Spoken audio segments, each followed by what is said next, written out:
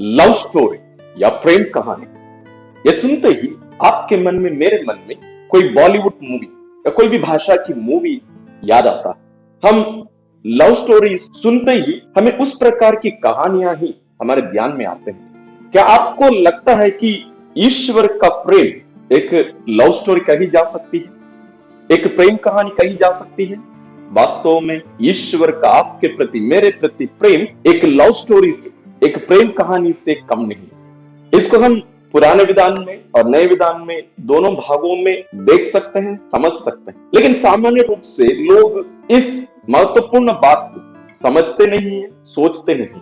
तो इस Valentine day के दिन या जब भी आपको ईश्वरीय प्रेम के बारे में मनन करना है, आप जरूर इसको पूरा देखिए और उनके प्रेम को गहरे रूप से अनुभव करिए, समझिए। पुराने विधान के एक वचन के साथ हम इसका प्रारंभ करते हैं।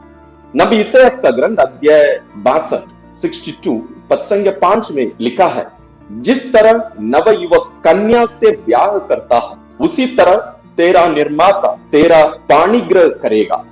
जिस तरह वर अपनी वधू पर रीझता है, उसी तरह तेरा ईश्वर तुझ पर प्रसन्न होगा।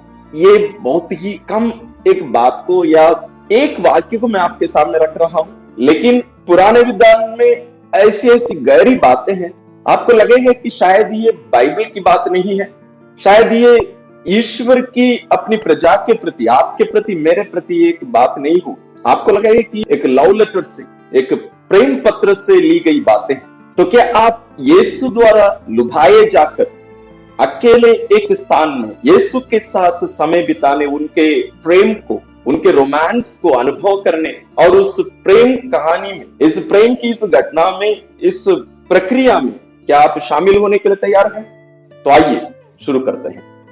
हम इस बात को 7 बिंदुओं पर बांटकर मनन करेंगे। सबसे पहला, प्यार या प्रेम प्रेमी को या प्रेमिका को अपने प्रेमी या प्रेमिका के समान बदल देता है, यानी प्रेमी प्रेमिका के समान बन जाता है या प्रेमिका प्रेमी के समान बन जाती है।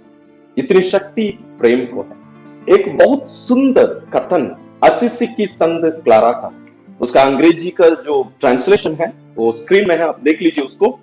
मैं उसको पूरा वैसे ही अनुवाद में कर रहा हूं, लेकिन उसका मतलब मैं आपको बता रहा हूं। We become what we love and who we love shapes what we become. हम जिससे प्यार करते हैं, हम वही बन जाते हैं। जिससे आप प्यार करते हैं, वही आपको बनाता है। मतलब आज आप जिस रूप में अपने आप को पाते हैं, उसका कारण आपका प्रेम है। संत क्लारा आगे कहेगी, If you love things, we become a thing. यदि हम कोई चीज से प्यार करते हैं, तो हम उस चीज के समान बन जाते हैं। अब देखिए, अपने जीवन में हम आज जो भी है, वो हमारे प्रेम के कारण है। वो कोई व्यक्ति के लिए हो सकता है, कोई चीज के लिए हो सकता है, कोई पद, नाम, कोई भी चीज के लिए हो सकता है। उस पर यह सब निर्भर रहता है। आगे भी कहती है, if we love nothing we become nothing. यदि हम कोई भी चीज से प्यार नहीं करते हैं, किसी से भी प्यार नहीं करते हैं, तो हम कुछ भी नहीं बनेंगे। बच्चे बहुत नकल करते हैं, आप देखे होंगे। बेटी माँ के समान साड़ी पहनने की कोशिश करती है, बेटे पापा के समान मूंछ रखने के लिए आईने के सामने या अन्य कोई भी चीज, माने माता पिता के समान नकल करने की जो रुचि है, जो इच्छा है, या उनके समान दिखने की जो इच्छा है, वो बच्चों में बहुत रहता है। बहुत नकल करने की कोशिश करते हैं। इसी प्रकार एक प्रेमी या एक प्रेमिका अपने प्रेम के समान, अपने प्रेमी या प्रेमिका के समान बनने की कोशिश करते हैं। और यही सच्चाई यीशु के लिए भी, ईश्वर के लिए भी अमल करता है। भले ये कथन संत क्लारा हमारे लिए कहती है कि हमें यीशु के समान बनने की जरूरत है, लेकिन हम आज इस बात पर मनन कर रहे हैं कि ईश्वर हमसे इतना प्यार किए कि वे हमारे समान बन गए। उनका पूरा ध्यान हमारे ऊपर रहा और आज भी रहता। इसलिए ईश्वर आपके समान, मेरे समान बनकर हमारे सामने आकर खड़े हो गए। पुराने विधान में हम जिस ईश्वर को बातें करते सुनते हैं, नबियों के द्वारा और अन्य माध्यम से, लेकिन इस्राएली ईश्वर के उन प्रेम भरी बातों को समझ नहीं पाए। इसलिए ईश्वर हमारे समान मानव बनकर, मनुष्य बनकर हमारे सामने खड़े हो गए। उनका प्रेम हमें हमारे समान बना दिया, हमारे समान। इसके बारे में हम इसके ऊपर बहुत सारे वीडियोस बनाए हैं, उसका लिंक्स हम डिस्क्रिप्शन में दे रहे हैं, आप जरूर देखिए, समझिए ईश्वर के प्रेम को। संत योहन्ना रचित सुसमाचार अध्याय 1 पद संख्या 14 में लिखा है, शब्द ने शरीर धारण कर हमारे बीच निवास किया, हमने उसकी महिमा देखी, वह पिता के एकलौते की महिमा जैसी है, अनुग्रह और सत्य से परिपूर्ण। ईश्वर जो परम शक्तिशाली है, सर्वव्यापी, सर्वज्ञानी है, उस ईश्वर के प्रेम को इस्राएली यानी मनुष्य स्वीकार नहीं कर पा रहा था कि कैसे ये सर्वशक्तिमान ईश्वर हम पापियों से, हम मनुष्यों से प्यार कर सकता है। ये लोग समझ नहीं पा रहे थे। इसलिए ईश्वर हमारे समान बनकर हमारे सामने खड़े हो गए, देखो मैं तुम्हारे समान बन गया। तुम डर रहे थे कि ईश्वर हमसे कैसे प्यार कर सकते हैं, तुम डर रहे थे कि सर्वशक्तिमान ईश्वर जो परम पवित्र है, सर्वज्ञानी है, जो मेरे बारे में, हमारे बारे में सब कुछ जानते हैं, वो मुझसे कैसे प्यार कर सकते हैं। ये संकोच, ये बातें आप लोगों के मन में रही। इसलिए देखो मैं तुम्हारे सामने तेरे समान खड़ा हूं, जैसे तेरा शरीर है वैसे मेरा भी शरीर है, देखो छू कर देखो, मैं कोई भूत प्रेत नहीं। यीशु अपने पुनरुत्थान के बाद इन बातों को अपने शिष्यों के सामने पेश करते हैं, रखते हैं। ईश्वर वास्तव में शरीर धारण कर, देह धारण कर हमारे समान बने, हमारे बीच में रहे, हमारे समान जीवन बिताए। क्यों? क्योंकि वे आपसे और मुझसे प्यार करते हैं। ईश्वर आपसे प्यार करते हैं और उनका यह प्रेम आपके समान, मेरे समान बना दिया। और हमारे ये वैलेंटाइन हमारे सामने आकर खड़े हो गए, देखो मैं आ गया। ये कोई मूवी की कहानी नहीं, जहां हम मूवियों में देखते हैं कि बहुत बड़ा अमीर व्यक्ति अपने पूरा धन दौलत, अपना परिवार त्याग कर कोई गरीब लड़की से या लड़के से प्यार करने निकल जाते हैं। वो ये सब कहानियां हैं। जरूर इस दुनिया में ऐसी बहुत सारी घटना घटी है, वास्तविक रूप से बहुत सारी घटनाएं घटी, लेकिन हम यहां बात कर रहे हैं एक सच्ची, एक वास्तविक ऐसी प्रेम के बारे में। हम ऐसे एक प्रेमी के बारे में बात कर रहे हैं जो सर्वशक्तिमान है, सर्वव्यापी है, सर्वज्ञानी, सब कुछ उनके अधीन है। वो एक निरे मनुष्य बनकर, एक सृष्टि बनकर अपनी सृष्टि के सामने आकर खड़े होकर कहते हैं, देखो मैं तुम्हारे जैसे बन गया, तुम मेरे प्रेम को स्वीकार करो, इस वास्तविकता को स्वीकार करो। ये कोई कहानी नहीं है, ये कोई कल्पना नहीं है, ये कोई समझने की केवल बात नहीं है, ये अनुभव करने की बात है। देखो मैं तुम्हारे सामने खड़ा हूं। क्या आप यीशु को वास्तव में जैसे वे हैं वैसे आप स्वीकार करते हैं या नहीं? क्या आपके मन में आपके प्रति यीशु का जो प्रेम है, अटूट प्रेम है, असीम प्रेम है, क्या उस प्रेम में कोई संकोच है, कोई डाउट है आपको? नहीं होना चाहिए। इसलिए हम हर साल क्रिसमस मनाते हैं, इस महान रहस्य को पूर्ण रूप से अपनाने के लिए, मनाने के लिए। केवल यीशु का क्रूस मरण केवल नहीं, बल्कि उनका शरीर धारण, मानव रूप में उनका जन्म बहुत ही महत्वपूर्ण बात है। वह ईश्वर आज भी आपके साथ और मेरे साथ इस धरती पर जीवित है। तो ईश्वर सच्चा वैलेंटाइन, सच्चा प्रेमी है और ये बहुत ही रोमांटिक है। ये शब्द मैं जानबूझकर प्रयोग कर रहा हूं, ये बहुत ही रोमांटिक है ये ईश्वर। दूसरा बिंदु है, उनकी परीक्षा हमारी ही तरह ली गई। यानी इस शरीर धारण का या हमारे समान उनका बनने का ये मतलब नहीं कि वे हमारे जैसे केवल दिखे, उनका शरीर केवल हमारे जैसे रहा, नहीं। वो पाप को छोड़ हर बात में हमारी ही तरह रहे। पाप को छोड़ के वो पाप नहीं किए, लेकिन उनकी भी परीक्षा ली गई हमारी ही तरह। इब्रानियों के नाम पत्र अध्याय 4 पद संख्या 15 में लिखा है, हमारे प्रधान याजक हमारी दुर्बलताओं में हमसे सहानुभूति रख सकते हैं, क्योंकि पाप के अतिरिक्त अन्य सभी बातों में उनकी परीक्षा हमारी ही तरह ली गई है। पाप के अतिरिक्त अन्य सभी बातों में उनकी परीक्षा हमारी ही तरह ली गई है। यानी ना केवल वे शारीरिक रूप से, मानसिक रूप से भी आपके समान बने, मेरे समान बने, आत्मिक रूप से भी आपके समान बने, मेरे समान बने। हर बात में केवल वे पाप नहीं किए, अन्य हर बात में वे हमारे समान रहे। इसलिए मैं इस दूसरे बिंदु को मैं लिया हूं। भले हमें लग सकता है ये पहले बिंदु के साथ में मिलता जुलता है या उससे संबंधित है, जरूर, लेकिन इस बात को समझना, इस बात पर जोर देना भी बहुत ही महत्वपूर्ण है कि वे हर तरह, हर चीज में आपके समान बने, मेरे समान बने, केवल दिखने में नहीं, हर बात में। यह है उनका वास्तविक प्रेम। यह हमें ले चलता है तीसरे बिंदु पर। दूसरे बिंदु पर हमने देखा है कि वे पाप को छोड़ अन्य हर बात में आपके समान मेरे समान रखे। लेकिन तीसरे बिंदु में हम देखते हैं कि वे स्वयं पापी बन गए। उनके पापों के कारण नहीं, बल्कि आपके पापों के कारण, मेरे पापों के कारण। हम सभी पापी ठहराए गए हमारे कुकर्मों के कारण, ईश्वर के विरुद्ध उनकी आज्ञाओं का उल्लंघन करने के कारण। हम सभी पापी थे, पापी हैं आज। इसलिए वे भी हमारे समान हमारे जगह पर आकर हमारे पापों का भागी बने, हमारे पापों को अपने ऊपर लिए। ये उनकी गलती नहीं। हम इसके बारे में इसके पहले एक वीडियो बनाए हैं हाल ही में ही, उसका भी लिंक हम दे रहे हैं कि कैसे यीशु पापी बने, मतलब अपनी स्वयं के पापों के कारण नहीं, बल्कि हमारे कारण। कुरिन्थियों के नाम संत पौलुस का दूसरा पत्र अध्याय 5 पद संख्या 21 में लिखा है, मसीह का कोई पाप नहीं था, फिर भी ईश्वर ने हमारे कल्याण के लिए उन्हें पाप का भागी बनाया, जिससे हम उनके द्वारा ईश्वर की पवित्रता के भागी बन सके। ईश्वर ने अपने पुत्र को हमारे पापों का भागी बनाया, यानी वे पापी कहलाए, वे अपराधी कहलाए, इसलिए तो मारे गए। पुराने विधान से एक वचन लेकर हम इस बात को थोड़ा सा समझने की कोशिश करेंगे। जैसे मैंने कहा, इसके बारे में हम एक पूरा वीडियो बनाए, उसको आप पूरा देखिए इस बात को समझने के लिए। लेकिन एक वचन लेकर हम इसको थोड़ा सा यहाँ इस संदर्भ में समझने की कोशिश करेंगे। नबी इसायाह का ग्रंथ अध्याय 53 पद संख्या 6 का दूसरा भाग, उसी पर प्रभु ने हम सबके पापों का भार डाला। उसी पर प्रभु ने हम सबके पापों का भार डाला।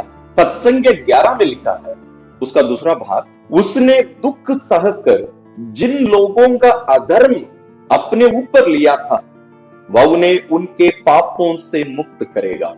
देखिए, आपके और मेरे पापों को हमारे प्रेमी, हमारा सच्चा वैलेंटाइन यीशु अपने ऊपर लिए।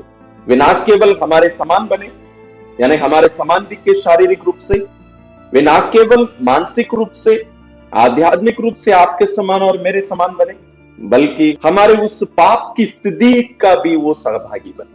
हम पाप की स्थिति में फंसे हुए थे, पड़े हुए थे, और ईश्वर का पुत्र, सच्चा प्रेमी, सच्चा वैलेंटाइन यीशु आकर अपने आप को पापी ठहराए। एक सच्चा प्रेमी, एक सच्ची प्रेमिका इस बात को समझेंगे कि अपने प्रेमी के समान बनना या प्रेमिका के समान बनने का अर्थ इससे कितना गहरे रूप से ये बात प्रकट करता है। इसलिए मैंने प्रारंभ में ही कहा, ये कोई कहानी नहीं, एक मूवी नहीं, या कोई कल्पना नहीं, यही है सच, यही है वास्तविकता।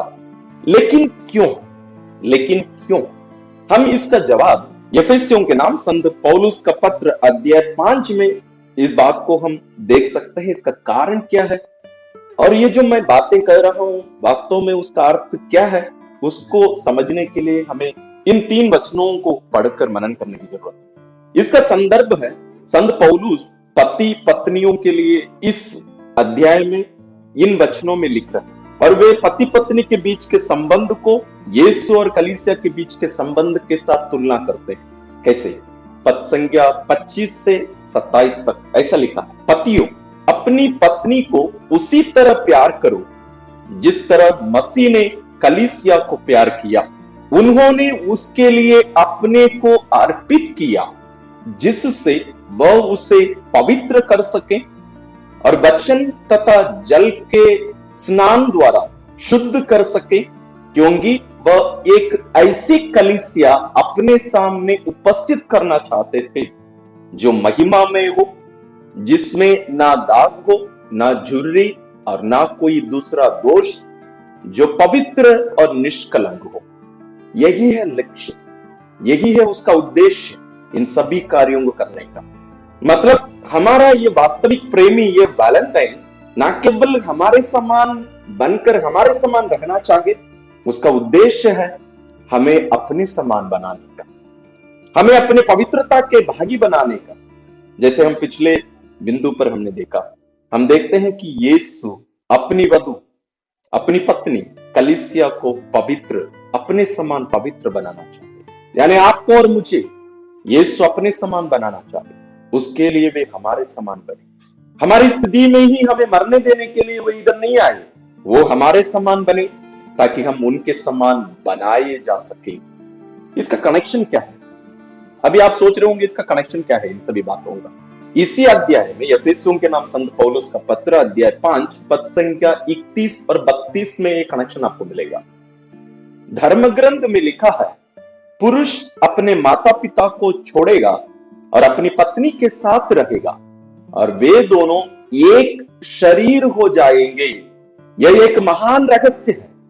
मैं समझता हूं कि यह मसीह और कलीसिया के संबंध की ओर संकेत करता है। इसलिए कैथोलिक कलीसिया हमें शिक्षा देती है कि कैथोलिक विवाह जो एक संस्कार है, वो यीशु और कलीसिया के बीच के संबंध को प्रकट करता है। इसलिए हम देखते हैं कलीसिया में डिवोर्स नहीं होता, नहीं कर सकते हैं हम। उसका कारण यही है क्योंकि एक संस्कार एक चिन्ह है, वो एक सच्चाई को प्रकट करता है, प्रतिबिंबित करता है। एक कैथोलिक विवाह यीशु और कलीसिया के बीच के उस अटूट संबंध को प्रकट करता है। यह कौन सा अटूट संबंध है? कुरिन्थियों के नाम संत पौलुस का पहला पत्र अध्याय 12 में हम इसके बारे में पढ़ सकते हैं, जहां संत पौलुस हमें बताते हैं कि कलीसिया प्रभु यीशु का शरीर है। कलीसिया प्रभु यीशु का शरीर है। और यहाँ यफेसियों के नाम पत्र अध्याय 5 में वे हमसे कह रहे हैं, जैसे पति और पत्नी एक शरीर बन जाते हैं, उसी प्रकार ये जो सच्चाई है जो इस दुनिया में हम देखते हैं, अपनी आंखों से अनुभव करते हैं अपने दैनिक जीवन में, यह एक महत्वपूर्ण रहस्य की ओर संकेत करता है। कौन सा रहस्य है? यीशु और कलीसिया के संबंध। यीशु और उनकी कलीसिया, उनकी वधु, उनकी पत्नी एक शरीर, वे एक है। इससे ज्यादा गहरा रोमांटिक बात हमें कहां से मिलेगी? जैसे मैंने कहा कि ये कोई मूवी या कोई काल्पनिक कहानी या कोई घटना माने जो हम अपने मन घटित बातें करते हैं, वैसा नहीं। बाइबल में वास्तविक है। और अभी ये बात उठती है कि यदि ये सच है, अभी तक हम जो बातें की, तो यीशु को पति के रूप में, दुल्हे के रूप में, वर के रूप में हमें बाइबल में देखने की जरूरत है। क्या ऐसी बातें बाइबल में लिखी गई है? क्या यीशु के बारे में नए विधान में ऐसी बातें लिखी गई हैं या नहीं? जरूर लिखी गई। तो आइए चौथे बिंदु में हम उसी पर मनन करते हैं। यीशु ही दुल्हा, पति या वर है। संत योहन रचित सुसमाचार अध्याय 3 पद संख्या 29 में संत योहन बपतिस्ता कहते हैं, वधु वर की ही होती है, परंतु वर का मित्र जो साथ रहकर वर को सुनता है, उसकी वाणी पर आनंदित हो उठता है। मेरा आनंद ऐसा ही है और अब वह परिपूर्ण है। जब ईश्वर का पुत्र शब्द मरियम से शरीर धारण किए और मरियम के गर्भ में रहे, इस दुल्हे को देखकर, इस वर को देखकर उनका जो मित्र है, वर का मित्र यानी योहन बपतिस्ता, उनकी मां एलिजाबेथ के गर्भ में आनंद के मारे उछल पड़े।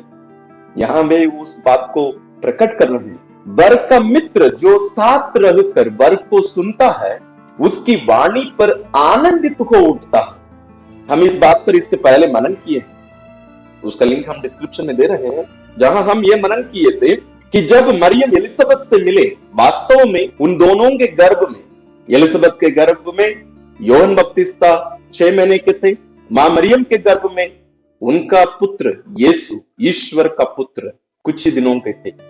यहां इन दोनों का मिलन हो रहा है। दो लोग दिखते हैं, दो चचेरी बहनें एलिजाबेथ और मरियम, लेकिन उनके गर्भ के अंदर रहकर दो शिशु योहन बपतिस्ता और यीशु वहां मिलते हैं। वास्तव में उन दोनों बात करते हैं, इनकी आवाज सुनाई देती है। संत एलिजाबेथ और मां मरियम की आवाज सुनाई देती है, लेकिन दो लोग जो गर्भ में रहकर बातें कर रहे हैं, उनकी आवाज वास्तव में इन दोनों माता लोगों की आवाज के द्वारा हमें सुनाई पड़ती है। यदि आप उन पाठों को ध्यान से पढ़ेंगे तो आपको पता चलेगा। तो योहन बपतिस्ता यीशु को वर के रूप में, दुल्हे के रूप में, पति के रूप में पेश करते हैं। संत मत्ती रचित सुसमाचार अध्याय 9 पद संख्या 15 में यीशु अपने बारे में ऐसे कहते हैं, जब तक दुल्हा साथ है, क्या बाराती शोक मना सकते हैं? किंतु वे दिन आएंगे जब दूल्हा उनसे बिछुड़ जाएगा, उन दिनों वे उपवास करेंगे। यहां स्वयं यीशु अपने आप को दूल्हे के रूप में प्रस्तुत करते हैं और अपने शिष्यों को बाराती के रूप में प्रस्तुत करते हैं। अब एक प्रश्न उठ सकता है, हो सकता है वो एक दृष्टांत के रूप में हमें समझने के लिए यीशु ऐसी बातें कर रहे थे होंगे। ठीक है, यदि मैं आपकी बात मानूं, पूरा तो नहीं मान सकता, क्योंकि बाइबल में इसको गहरे रूप में हम और भी देख सकते हैं। आइए एक दो वचन और देख लेते हैं। कुरिन्थियों के नाम संत पौलुस का दूसरा पत्र अध्याय 11 पद संख्या 2 में ऐसे लिखा है, मैं जितनी तत्परता से आप लोगों की चिंता करता हूं वह ईश्वर की चिंता जैसी है। मैंने आपके एकमात्र दुल्हे मसीह के साथ आपका वाग्दान संपन्न किया, जिससे मैं आपको पवित्र कुंवारी की तरह उनके सामने प्रस्तुत कर सकूं। देखिए कैसे संत पौलुस उस बात को और गहरे रूप में ले जा रहे हैं। वे कहते हैं आपके एकमात्र दुल्हे मसीह। तो यह बात स्पष्ट है। इसी बात को हम एफेसियों के नाम संत पौलुस का पत्र अध्याय 5 में पिछले बिंदु में हमने मनन किया। प्रकाशना ग्रंथ से हम एक वचन देखते हैं। वास्तव में वहां पूरा प्रकाशना ग्रंथ ईश्वर के इस मेमने यीशु मसीह के विवाह के बारे में, पूरा पुस्तक उसी के बारे में। एक वचन मैं आपके सामने पेश करना चाहूंगा। प्रकाशना ग्रंथ अध्याय 19 पद संख्या 7, हम उल्लसित होकर आनंद मनाए और ईश्वर की महिमा गाए, क्योंकि मेमने के विवाहोत्सव का समय आ गया है, उसकी दुल्हन अपना श्रृंगार कर चुकी है। देखिए हम मेमने का विवाहोत्सव, उसकी शादी होने वाली है और उसकी पत्नी, उसकी दुल्हन कलीसिया श्रृंगार कर चुकी है, तैयार हो चुकी है। तो यहां बात स्पष्ट है कि यीशु सच्चा वैलेंटाइन और कलीसिया उनकी सच्ची प्रेमिका है, उनकी सच्ची पत्नी है, उनकी सच्ची वधू है। उनके इस प्रेम को प्रमाणित भी तो करना चाहिए, उसको प्रूव भी तो करना चाहिए। क्योंकि यदि आप किसी से प्रेम किए हैं, यदि आपका विवाह हो चुका है, या आप यूथ लोग हैं, या आप किसी से प्यार करते हैं या किसी से दोस्ती भी करते हैं, तो जरूर आप कहीं ना कहीं अपने साथी को, उनके प्रति आपके प्रेम को प्रमाणित करते रहते हो, या उनसे आप प्रमाण ढूंढते रहते होंगे। प्रूफ चाहिए हमें हर चीज। क्या यीशु वास्तव में हमसे प्यार करते हैं या केवल ऐसे बोलते हैं, उसे भी हमें समझने की जरूरत है। तो आइए हम इस 5वें बिंदु में हम देखेंगे कि यीशु कैसे सबसे बड़ा प्रेमी है, सबसे बड़ा प्रेमी है, सबसे बड़ा वैलेंटाइन है।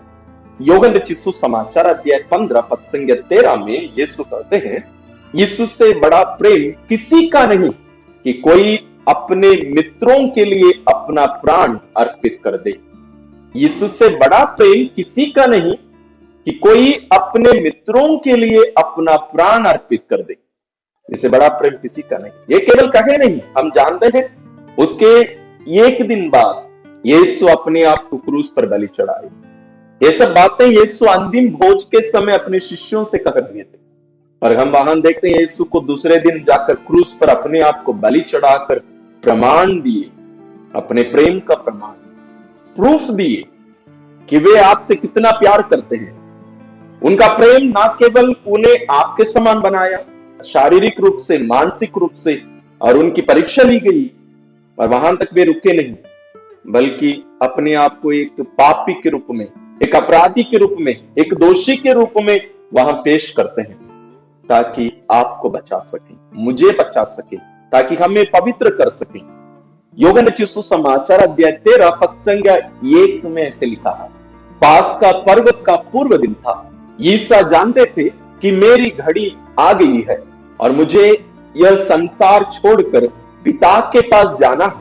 वे अपनों को जो इस संसार में थे प्यार करते आए थे, और अब अपने प्रेम का सबसे बड़ा प्रमाण देने वाले थे। अपने प्रेम का सबसे बड़ा प्रमाण देने वाले थे। उनका प्रमाण बहुत बार दिया जा चुका है, लेकिन अभी सबसे बड़ा प्रमाण, the greatest proof Jesus was about to give to the world, to you and to me. हम हर एक को देने वाले, और हम उनके इस प्रेम को कैसे समझें? क्या कहीं यीशु ने कहा है कि वे हमारे लिए भूखे प्यासे हैं? यूहन्ना रचित सुसमाचार अध्याय 4 में एक कानानी स्त्री के लिए यीशु अपने प्रेम को प्रकट करते हैं। उसके बारे में हम इसके पहले मनन किए हैं, उसका भी लिंक हम डिस्क्रिप्शन में दे रहे हैं, आप जरूर उसको पूर्ण रूप से देखिएगा यदि आप उसको नहीं देखे हैं तो। यीशु उस स्त्री के लिए भूखे और प्यासे थे, उसके लिए इंतजार कर रहे थे। वास्तव में एक उदाहरण है वो हमारे लिए, हम हर एक के प्रति ईश्वर के प्रेम का एक उदाहरण है। संत यूहन्ना रचित सुसमाचार अध्याय 19 पद संख्या 28 में यीशु कहते हैं, तब ईसा ने यह जानकर कि अब सब कुछ पूरा हो चुका है, धर्म ग्रंथ का लेख पूरा करने के उद्देश्य से कहा, मैं प्यासा हूं, मैं प्यासा हूं। पुराने विधान में यदि हम ईश्वर के प्रेम भरी बातों पर ध्यान दें, उनके रोमांटिक बातों को यदि हम पढ़े तो हमें पता चलेगा कि ईश्वर इस्राएलियों से कितना प्यार करते थे, उनके लिए वो कितने प्यासे और भूखे थे। वही ईश्वर अब मानव रूप में आकर क्रूस पर अपने प्रेम का सबसे बड़ा प्रमाण प्रूफ देते हुए क्रूस पर से कहते हैं, मैं प्यासा हूं।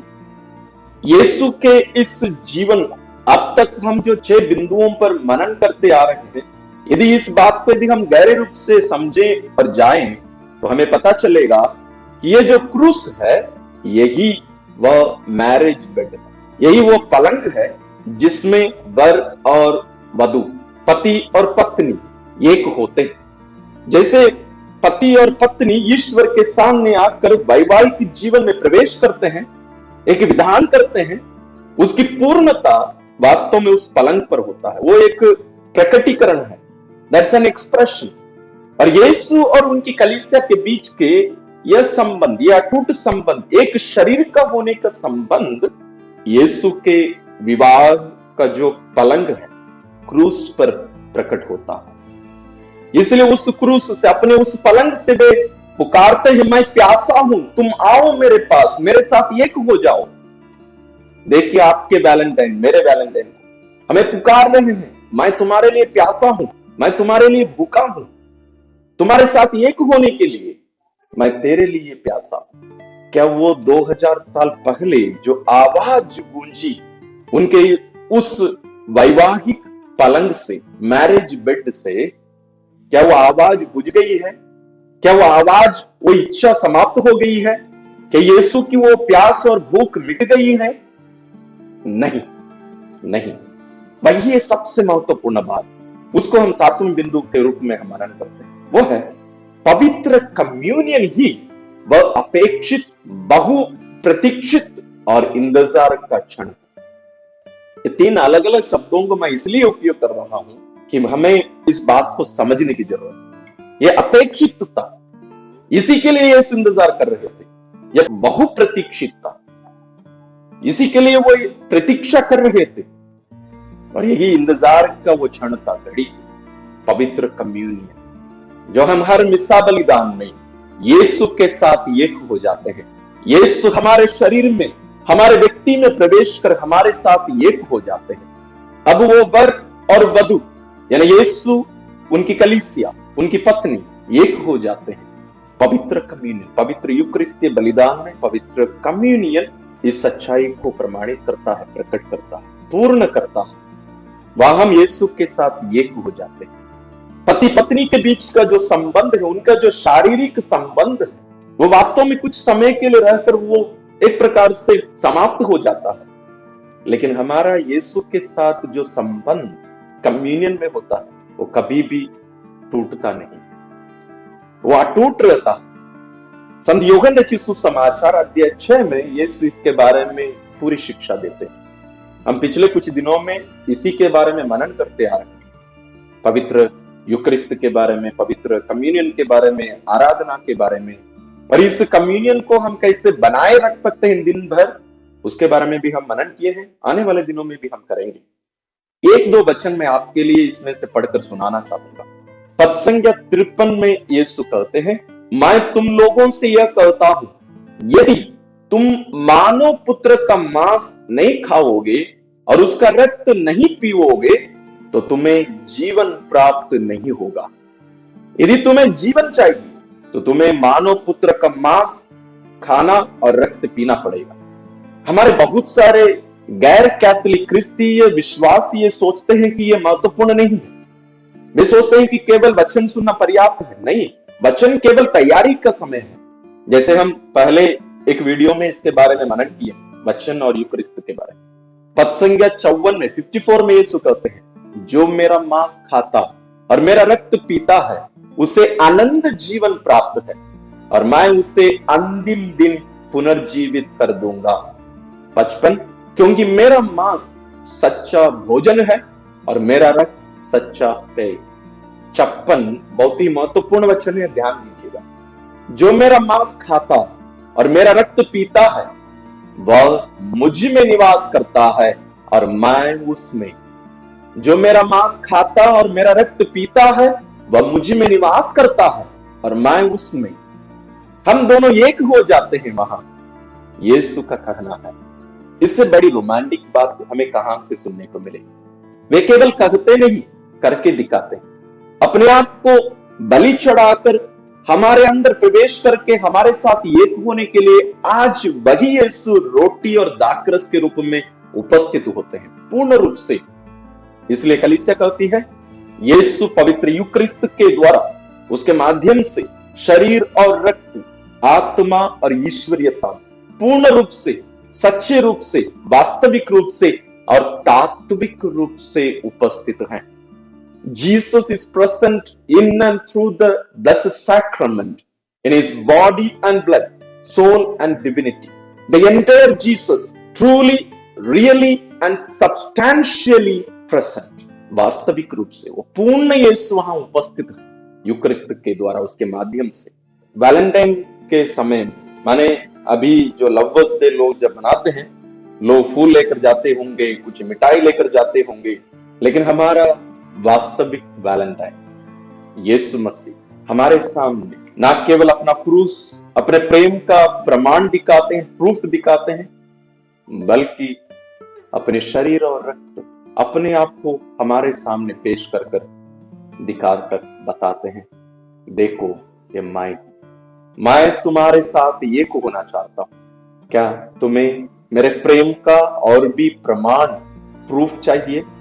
और ये स्वाद से और मुझसे आज भी वही बात दोहराते रहते हैं, क्या तुम मेरा वैलेंटाइन, मेरी प्रेमिका बनोगे? मैं तुमसे बहुत प्यार करता हूं, तुम्हारे प्रति मेरा प्रेम मुझे तुम्हारे समान बनाया। मैं तेरे समान बनकर यहां तुम्हारे सामने उपस्थित हूं, ना केवल शारीरिक रूप से, मानसिक रूप से, आध्यात्मिक रूप से, पूर्ण रूप से यीशु आपके और मेरे समान बने। वही प्रभु अपने प्रेम को आपके सामने, मेरे सामने प्रकट करते हुए आपके लिए और मेरे लिए इंतजार है। हम इस सच्चे वास्तविक वैलेंटाइन को, प्रेमी को पहचाने, उनके प्रेम को अपना लें और वास्तव में पवित्र वचन को इस दृष्टिकोण से भी पढ़कर, मनन कर इन बातों को अपनाते हुए अपने क्रिस्तीय जीवन को और भी रोमांटिक बनाइए, प्रेम कहानी बनाइए। यीशु के साथ अपने इस प्रेम संबंध को गहरा करते जाइए। महान संतों के जीवनी को पढ़िए, उनके लेखों में ये सब बातें बहुत ही गहरे रूप से प्रकट होते हैं। एक उदाहरण है अबिला की संत तेरेसा। मैं आपके लिए और मेरे लिए प्रार्थना करता हूं और आप भी प्रार्थना करिए हम सबों के लिए कि हम इस सच्चे और वास्तविक वैलेंटाइन के प्रेम को पहचाने, अनुभव करें, स्वीकारें, अपनाएं और अपने आप को उन्हें दें, ताकि उनके और आपके और मेरे बीच का ये जो प्रेम कहानी है, ये जो प्रक्रिया है प्रेम की, ये पूर्ण हो जाए, ताकि हम सदा के लिए उनके साथ जुड़े रहकर, एक बने रहकर स्वर्ग में सदा के लिए जीवित रहने पाए। वही वैलेंटाइन, वही यूकरिस्तीय प्रभु आप सबों को आशीर्वाद प्रदान करें। Happy Valentine. Happy Valentine day का मतलब ये नहीं केवल फरवरी 14 तारीख को वैलेंटाइन डे, हर दिन वैलेंटाइन डे। आपको लग रहा था होगा कि फादर 14 तारीख के बारे में बोल रहे, नहीं, यह हर दिन हमारा और यीशु के बीच का प्रेम का दिन है वैलेंटाइन डे। तो आप इस वीडियो को कभी भी देख रहे होंगे, कभी भी इसको सुन रहे होंगे, हर दिन हमारा वैलेंटाइन डे। तो हैप्पी वैलेंटाइन डे आपको।